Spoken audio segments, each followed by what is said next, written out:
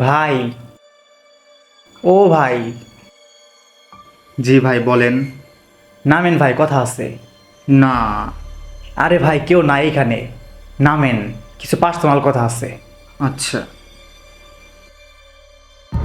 আসেন।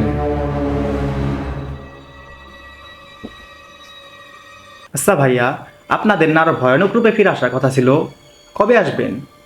আরে ভাই, কতভাবেই তো ফিরে আসতে চাইলাম, একবার ডাকাত হয়ে, একবার হিন্দু হয়ে, সবশেষে আনসার হয়েও ট্রাই করলাম, কিন্তু গেঞ্জেরা তো আমাদেরকে কোনোভাবে আসতে দিতেছে না।